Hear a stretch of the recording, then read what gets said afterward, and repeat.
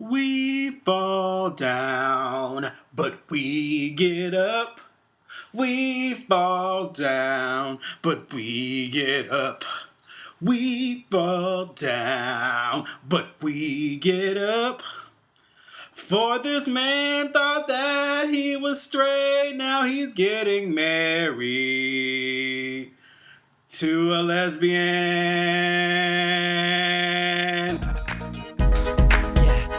The outline, with Kevin Dwayne, the outline, with Kevin Dwayne, this is the outline, with Kevin Dwayne, Kevin Dwayne, with Kevin Dwayne.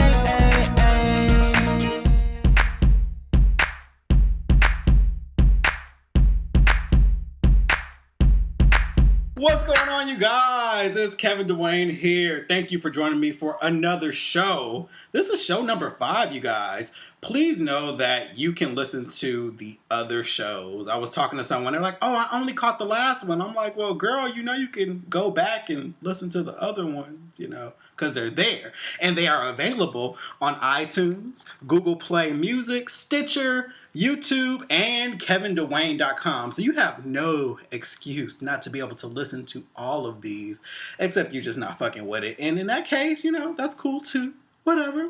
I hope you guys are having a super awesome week, getting your lives together and just getting through it. Time is flying, but some things are still mundane. But you gotta stay on top of things and just look for the bright side of everything. What I'm doing this week is I'm jumping back into eating better and just doing better because, as some of you know, I lost a bit of weight at the end of last year, and I've done okay at maintaining it, but a few pounds have kind of snuck back on me, and I'm not here for that. I refuse to go back to where I was. I just can't. I refuse. Luckily, all my clothes still fit the same. My waist is still the same size, but you know how we know our bodies. So, there's some things that I'm like, nah, this ain't going down, bruh. It ain't going down. So I was talking with one of my best friends yesterday, and we were like, listen, starting tomorrow, let's just jump back into just eating better foods, making better decisions. It's so easy for the junk food to sneak back in because you can be disciplined. It's nothing for me to be disciplined over a period of time, a couple months or a few months to lose the weight. It's that maintaining that's hard because you have to make a lifestyle out of it. And I struggle with that so much because I'm cool with my protein shakes and having vegetables and green tea and eating meatless meals. I'm cool with that for a period of time. But what happens is when you come up off of it, you get that box of Oreos and you're just like, listen, this shit's good. And then you want to repeat it. It becomes an addictive thing for me. I'm like, well, shit, those donuts were so good last week. I kind of want to get some more this week. And I just take the cheat meals too far. And now I'm trying to snap back because I'm an endomorph. And if you know anything about body types, look yours up because it'll help you understand if, whatever your ministry may be when it comes to, fitness. But I'm an endomorph. So naturally, we are round, okay? We're naturally round. So I'm always kind of fighting the roundness. And metabolism slow as hell. And now that I'm 30, it's super molasses slow. So I have to be cautious of what I eat too.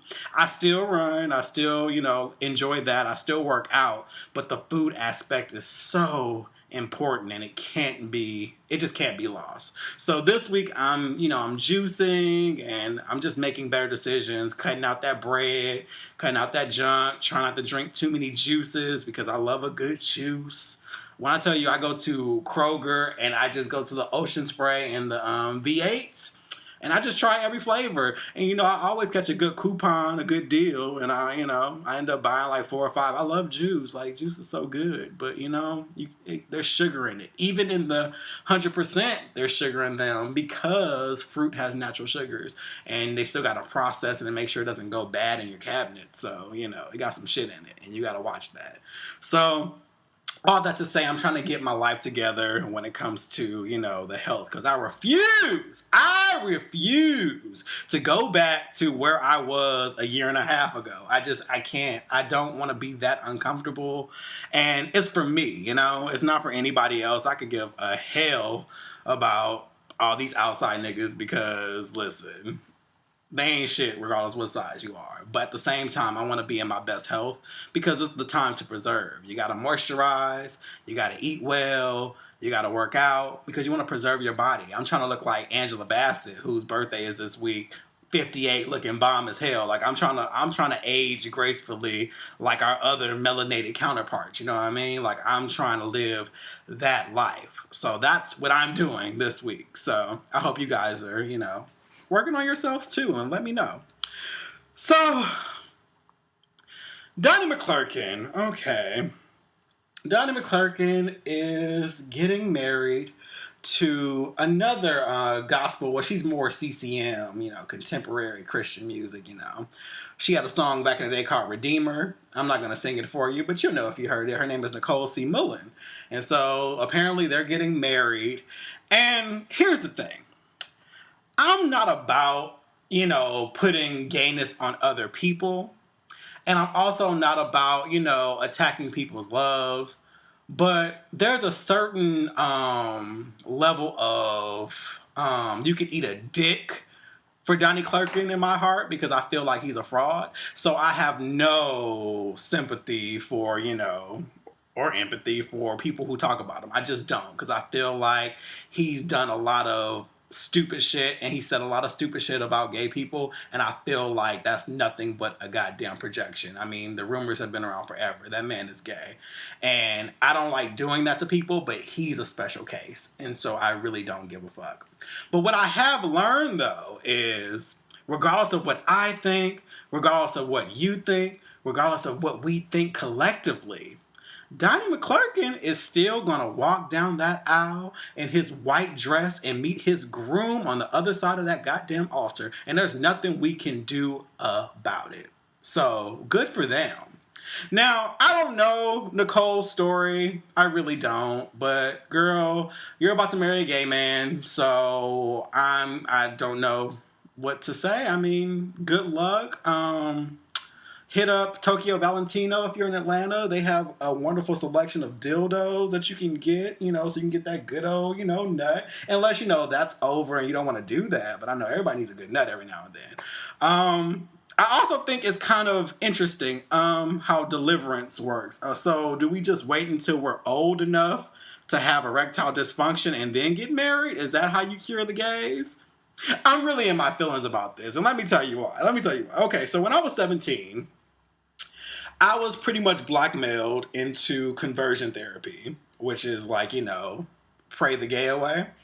And, it was a little deal I took so they wouldn't tell my mom that I was gay because I feared, her knowing, and I wanted to be the one to tell her. I didn't want her to find out from some white lady, what the fuck. So I decided to go to conversion therapy and, try to pray the gay away. Me being black around a bunch of white folks, I remember someone saying, hey, Donnie McClurkin dealt with this same situation and, he's cured, he's healed, he's straight. And they referred me to his book, which was like, From Victim to Victor or something like that. And it was like his biography of how he, was molested and dealt with gay feelings and, now he's a straight man. Mind you, this was 13 years ago and this man is just now getting married, found his woman, whatever. Whatever. So I just remember being 17 and actually kind of looking up to him. I really felt like, oh, okay, here's an example. I can be straight. I can get rid of these feelings. And I looked to him like, okay, here's a great example. I believed the shit back then. I don't believe that shit now at all. If you're gay, you're gay. If you're straight, you're straight. It just is what it is. It's nature, okay? But back then, being 17, I was like, you know what? This is someone I can look up to. And so I really bought all his albums and I felt connected to him in that way.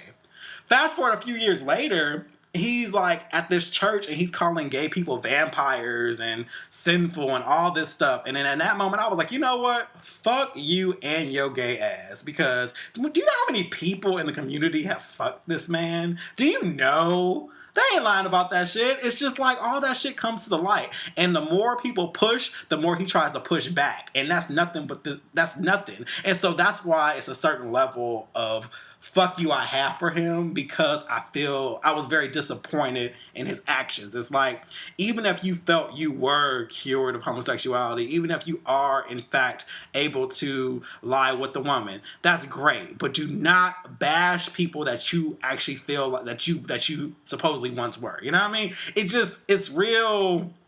It's a lot of projection in that, you know? And it really rubbed me wrong, and to this day it still does, because he still says a little stupid shit, and so I'm just over it. Like, I don't fuck Donnie McClurkin, like, real talk, fuck you, Donnie McClurkin. So good luck in your marriage though, girl. I mean, enjoy that. In other news, the Olympics are so lit this year, or should I say were lit? I'm not sure. I think they're over, but don't quote me on that. But the Olympics were everything this year. I am convinced that all the black people create a Facebook Messenger group, and they entitled that group Niggas in Rio. And for the last 90 days, they have pretty much been saying, hey, listen, we need to get all these medals. We need to show all of this melanin, and we need to just win and just let these motherfuckers know who we are, because they did just that. Like, all the records, like, there are people who literally changed history this year. And I couldn't be more proud. I couldn't be more inspired. I look to the future generations, and they just, the fact that they're looking up to this, it's just an amazing moment. And I just, man. So special shout out to Simone Biles, to Simone Manuel, to Michelle Carter. Do it up. It's plenty other people too. I didn't know y'all, but you know who you are. All my melanin warriors. Thank you. You guys are amazing. You trained hard and you showed up. You showed out, and you are forever in history. And that is just the dopest thing ever. Like, shout out. On the other side of the coin, I really need black folks to leave Gabby Douglas alone. Like, I already knew white people were going to fuck with her. That's a given. Because that's all the fuck they do. They find the successful black people and they tear them the fuck apart. But the people I have issue with are the people who look just like her, who are trying to tear her down. When I tell you there was so much reaching this year when it came to Gabby. She likes to be called Gabrielle, so I'll call her Gabrielle. There was so much reaching this year. Like, people were just looking for ways to tear her down. It started with the hair again. What perplexes me so much about the hair thing, especially from other black people, it's almost like they don't know, which they probably fucking don't know, because no one really searches their own history. They don't know where the respectability politics came from. They don't know where these beauty standards for black women came from. They don't realize that this is all European shit. This is all like all trying to make us look more like the default white people, you know what I mean? And the fact that you're like, oh, she should have permed her hair, or she should have did this, and she should have did that. Listen, allow black women, or anybody, it doesn't have to be black women, anybody, to be who they are naturally. Allow them to let it grow out of their head how it grows. Like, fuck her edges. At least she has them. You know, like, she doesn't want to wear a weave. She probably didn't want to put chemicals in her hair. Like, people have to really stop this, because you're only working against progress when you do this. So there was the hair thing.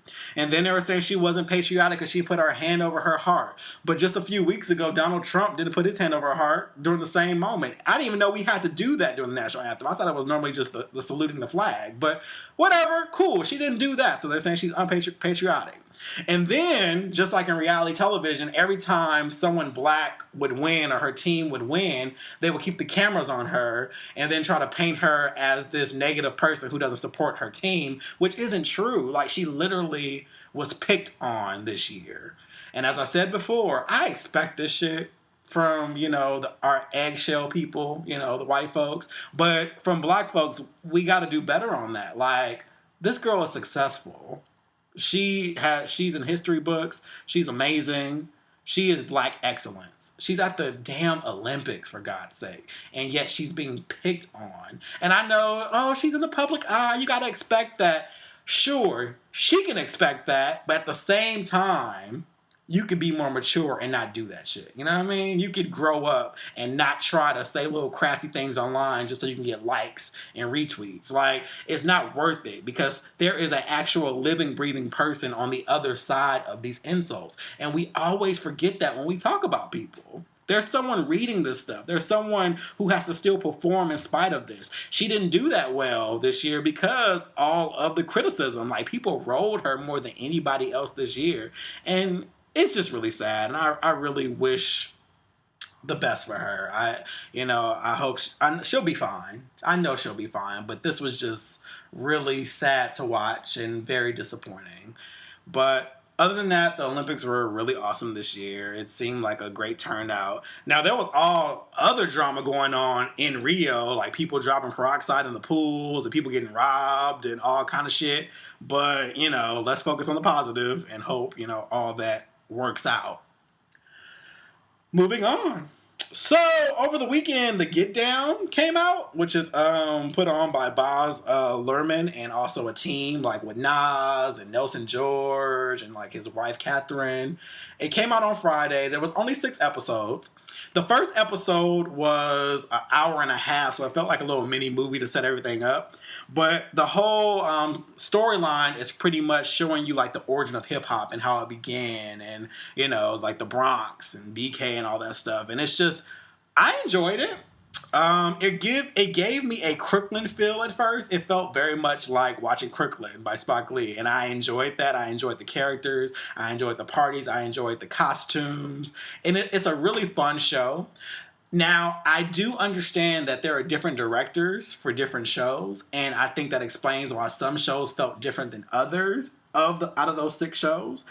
There were some dry moments for me where I was kind of like, I could take it or leave this. But overall, I really enjoyed the colorfulness of the show. I enjoyed the characters. I like it, and I look forward to it returning. I believe next year they're going to release the next 6 episodes for this season, but the first 6 were really good to set it up because we literally got to see them become the Get Down Boys. And that's all I'm going to say unless you haven't watched it because it's only been out, it hasn't been out a full week yet. So I'll let you guys watch it. But it's an entertaining show. I enjoy it. I enjoy the rap, the lyrics, the poetry, the romance of it all. It's a fun show. And I enjoy it. It's so nice to see these black shows that aren't so bent on, slavery and civil rights. Granted, it still deals with racism. It still deals with all the bullshit we encounter because it's a historical piece. It's based or interpolated on a true story. It's not the actual story. These characters are fictional, but it uses a lot of real history to tell the story. And I think that's dope. And it's just well shot. Like, I love the look and feel of it. It's really good. And I wish them the best. A lot of new actors and actresses in it, and it should be really good. I like it. So if you haven't watched it, Get Down, it's on Netflix. So go ahead and check that out. Borrow your baby daddy's password or your ex's password. Log in and go ahead and, watch those 6 episodes over a weekend. That's all it'll take because they're only an hour each outside of the first one, which is an hour and a half. So I started Friday comfortably, and I think I watched like 2 episodes a day and got it done by Sunday night. So you can do the same thing. So those are our hot topics for this week. Now, the main table topic, what I want to talk about this week, it stemmed from a thought I had, but then I think it got deeper when I put it on Facebook. And I pretty much said something along the lines of this. I was like, certain things are innate within me. Certain things are just a part of who I am. I am not going to lie to someone and say, hey, I'm working on it, because I know I'm not going to work on it because it's who I am. I also said that at times, because words mean things, at times work in progress, the whole idea of being a work in progress, is overrated. It's overrated because a lot of times there's certain things that we actually aren't working on. There's things that we are. And of course, I left this statement out there, and then people think that because you post things that they're automatically up for debate with you. Now, granted, you can leave comments, you can talk amongst yourself, but I'm not going to go back and forth with you about some shit that I said, because guess what? I said what I said. And that's just kind of how I live my life, and you take it or leave it. So I don't always want to go back and forth with motherfuckers about something that I said. I just don't, because it's all opinion. It's my opinion versus yours. It's my perspective versus yours. And I understand trying to change one's perspective and enlighten them, and I'm always down for that. I'm always down to listen and hear another side, but I am not going to debate you. I'm just going to be like, oh, okay, all right, girl. So I said that I was going to delve into this a little bit more just to kind of explain where I was coming from. We mature over time. So yes, we do change. We are always a work in progress when it comes to certain behaviors and how we react to things. But there are certain parts of us that stay the same. For example, something that I have struggled with since my inception on this earth, if that's even the right word to use, is sensitivity. I'm a sensitive guy. I've always been a sensitive guy. I'm just a little emotional Pisces, and I'm a Pisces to the core. And yes, I do believe in astrology. If y'all can believe in white Jesus, I can believe in astrology, and that's just kind of how life works. So I'm a sensitive guy. I've always been sensitive. Growing up, I didn't feel comfortable around certain people because they made me feel like I had the issue. You know, I was a crybaby as a little boy. Like, I'm talking about like under the age of like 8, you know. Someone could talk to me really, really aggressively or yell at me and I would just lose it. I would just cry because I just felt like, oh my God, it's so aggressive. So I was a crybaby in that sense. And people are, why do you cry so much? You know, boys ain't supposed to cry like that. You know, all the misogyny and sexism, all that shit. You know, I would hear all that. You ain't supposed to cry all the goddamn time. You know, stop crying. Stop doing this. And you know, over time you mature. I don't cry now. I don't do things now. So in that way, yes, I'm a work in progress. But here's the thing. I'm still sensitive. In my early 20s, when I was dating, I used to always feel weird because I felt like I always had my heart on my sleeve and I could never remove it. I will never be a heartless person. I can't change that.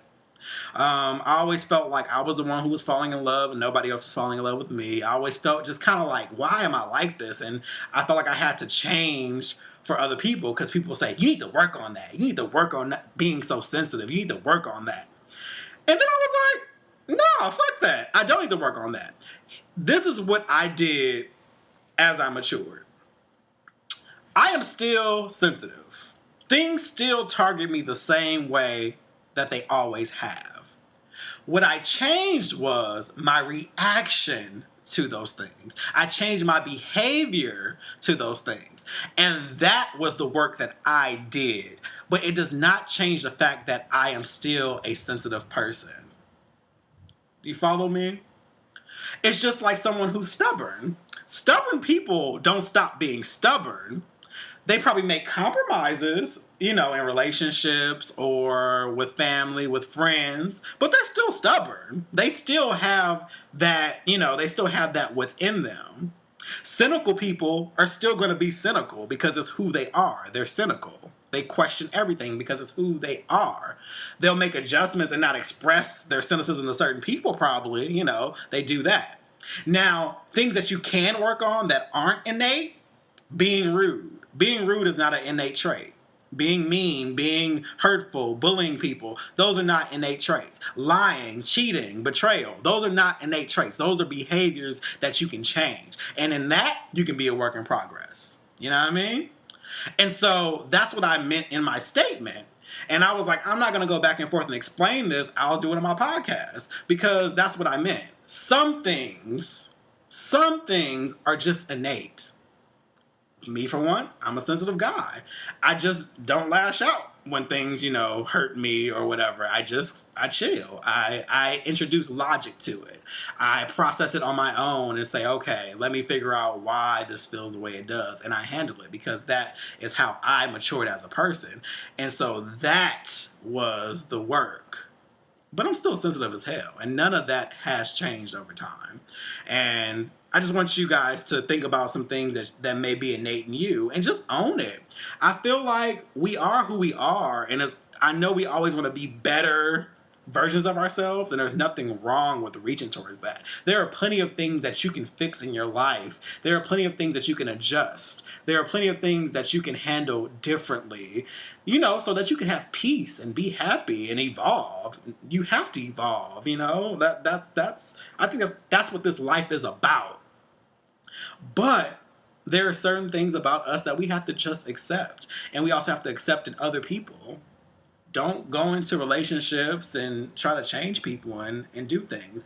Like, you find the areas that you mesh on and you figure out how to handle the rest. But you can't change people to make you comfortable. And I feel like when people say you need to work on that, it's just to make them feel comfortable. It has nothing to do with you. It has everything to do with them being comfortable. And I'm like, listen, if emotions and sensitivity make you feel any kind of way, you're not for me any goddamn way. I messed up and picked the wrong person. So, those are just my thoughts. Just a quick idea on being who you are and accepting that certain things are innate and it's how we're made. And I think that's what makes life beautiful.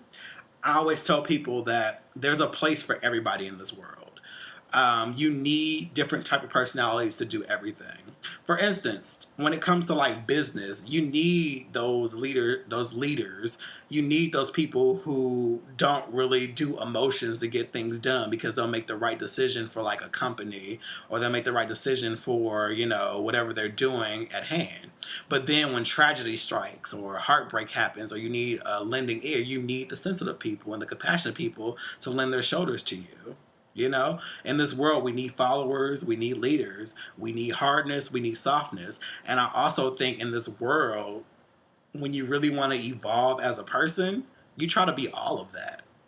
Like, you try to get a glimpse of all of that. I think men should discover their softer sides. I think women should discover their harder sides. I think real purpose is trying to experience every perspective and trying to experience just everything.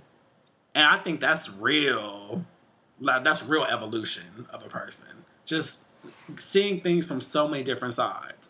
And it brings beauty, it brings knowledge, it brings experience, and you can pass that down. But there's a place for everybody. So if you're sensitive, cool, be sensitive. Just process it differently and watch how you react to it. But don't think anything's wrong with you. If you're heartless, you're heartless. That it just is what it is. But don't feel bad for that either. I don't like the idea that we try to change other people just to make ourselves comfortable. And we have to realize that certain people are just the way they are. And now there's consequences of that too. If you're going around doing certain things, people will perceive you a certain way, but that's a whole nother topic. I'm just trying to make sure I cover every point, because I do not want any of you in my inbox giving me these long ass stories about why I'm wrong or right or whatever. Like, this is just my viewpoint on the things. I feel like there's certain things that we just are, and as soon as we accept that in ourselves and in others, we can all move on to better things. And that's our table topic. Mental health moment. So last week we talked about writing down goals. I gave you 22 months, but I said you can make it anytime you want. Let me know how that went. Did you guys write down like the things that you wanted to accomplish and how you were going to accomplish them? Let me know. Send that to the outline topics at gmail.com or at me on Twitter. That's TheWorldofKevin on Twitter, Instagram, Facebook. And let me know how that went. For this week, I want to talk about gratitude. I got this really cool idea last week. I'm not sure where I got it. I keep getting these ideas, and I know that they aren't original, and I'm getting them from somewhere. But the problem is I take in so much information during the week that I don't know where the hell I'm getting things from. I'm going to start writing it down. But I want to talk about gratitude.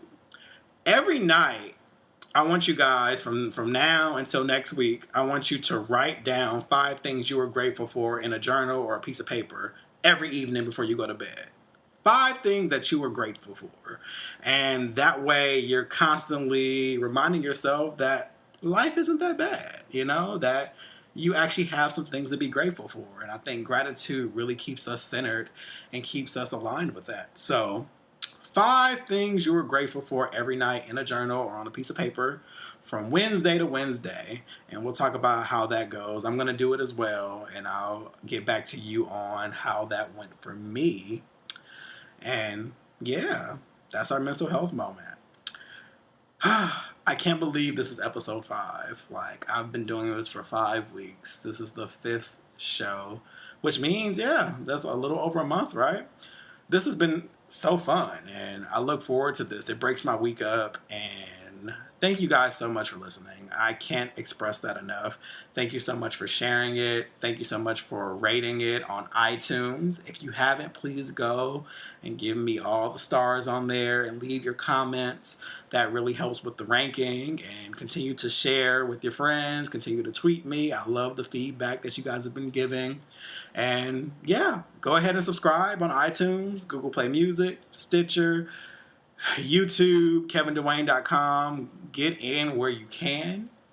And that is our show. I will talk to you guys next week on The Outline. Thank you so much for listening. Have a great week.